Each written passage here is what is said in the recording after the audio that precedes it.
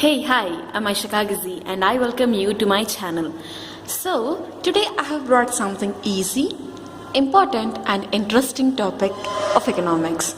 So, before knowing the name of topic, let us discuss a small situation that happens in everyone's life. See, for example, we went to a market and we have seen some reddish fresh tomatoes and we are wishing to buy them. So, the price of tomatoes was written 50 rupees a kg. What? 50 rupees a kg. So how many kgs would you like to prefer at the price of 50? I maximum to maximum prefer 1 kg of tomatoes, right? In the same way, when the same tomatoes price fell down to 15, how many kgs would you like to prefer? We would like to prefer 3 to 4 kgs, right? Let us take 3 kgs. Now, do you know why this happens? I mean, when the price of tomatoes is 50, why are we pursuing only 1 kg of tomato? And when the price fell down to 15, why are we buying more amount of tomatoes?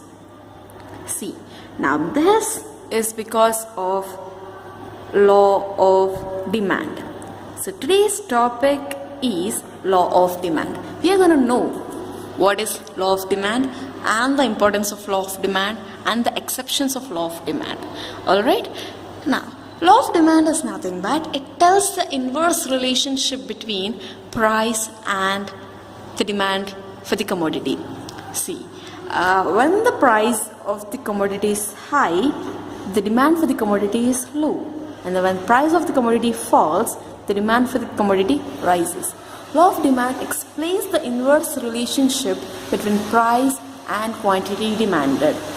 So the statement of law of demand can be put in short and say, all the factors of demand except price remain constant. A change in price brings a change in demand. See, now let us just recap the previous video's data. We have learned about demand. Demand is nothing but the amount of commodities purchased by a person at a particular price is known as demand, right? Now, what are the factors of demand?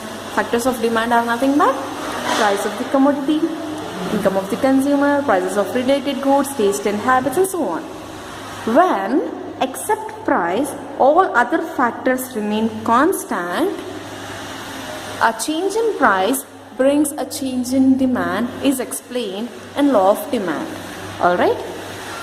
So it says one single statement, that is, when price of the commodity rises, the demand for the commodity falls. When price of the commodity falls, demand for the commodity rises. Alright? Now this statement can be represented in a form of a table and a graph.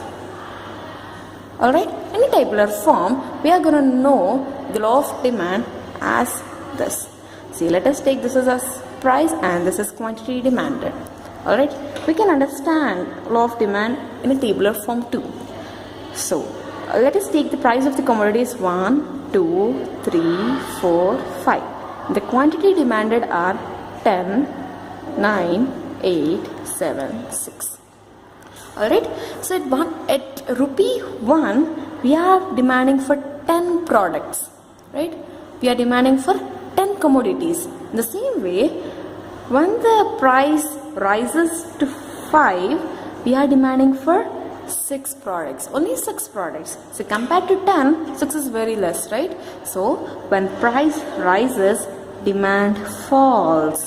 When price decreases, demand rises. Right? See, at low price, we are purchasing more amount of commodity, and at higher price, we are purchasing less amount of commodity.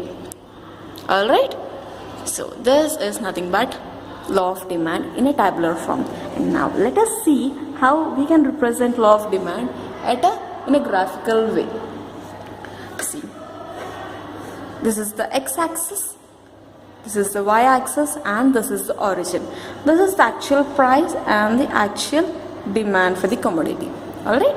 Now, when price of the commodity falls, from P to P1, the demand for the commodity rises from M to M1. Alright? When the price rises from P to P2, the demand decreases from M to M2. Alright? When we try to join all these lines, we get the demand curve. Demand curve always slopes from left to right because it indicates the inverse relationship between price and demand. Alright, so this is nothing but law of demand. Let us just have a glance again. Law of demand tells the inverse relationship between price and demand. When price of a commodity rises, demand for the commodity falls, and price of the commodity falls, demand for the commodity rises. This happens only in a condition except price when all other factors of demand remain constant. Alright, now this can be explained in a tabular form and a graphical form. Right? When price of the commodity is very less, we are demanding more of the commodity. And when the price fell down, price rises to higher price, the demand is decreasing. Alright? The same way, when we see as a graph, this is the actual price and this is the actual quantity demanded. When price fell down from P to P1, the demand increases from M to M1. Right? The demand increases from M to M1. The same way, when the price rised from P to P2, the demand decreased from M to M2. Alright? So when we try to join all these points, we got a left to right curve, a slope that we call it as demand because it shows the inverse relationship between price and demand. Alright, this is demand curve. So, let us learn about exceptions of law of demand. Exceptions of law of demand is nothing but in what cases the law of demand is not applicable. That means we have studied that when price rises, demand falls. When price falls, demand rises for a commodity, right? Now, in which situations this law is not useful or this law is not applicable? The first exception of law of demand is Giffen paradox. Giffen paradox is nothing but it says that in case of essential goods, the rise in price or fall in price doesn't bring any change in demand for the commodity. See, this has been explained by Sir Robert Giffen. Alright, he said that in case of essential goods, for example, the essential commodity for us is, let it be salt. Salt is very important for us, right? Without salt, we don't consume any food. So, if the salt prices rises to too high, let it go to 100, we demand for salt, right? And when the price of the salt becomes so cheap, let it be to 2 rupees a kg, even then we will buy the amount which is required to us, right?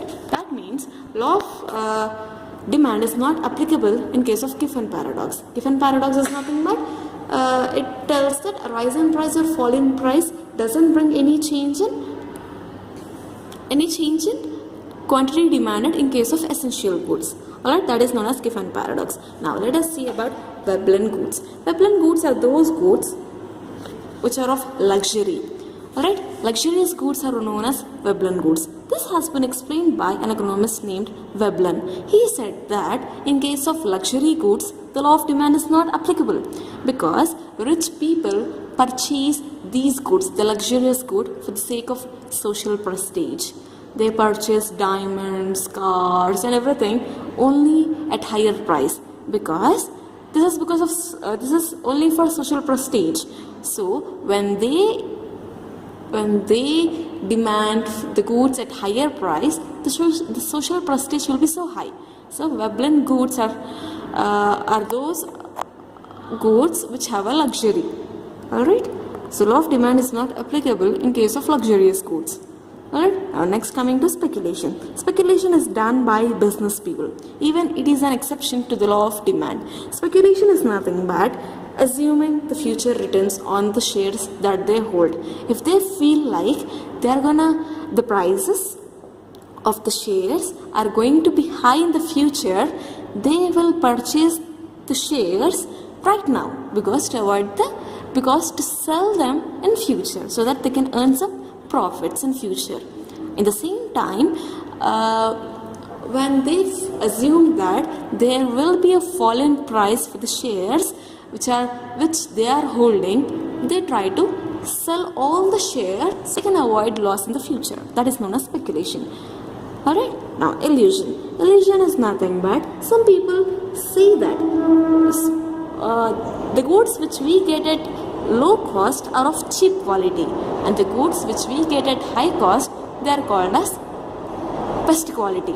That is known as illusion. Some people assume that higher price goods have high quality and lower price goods have less quality.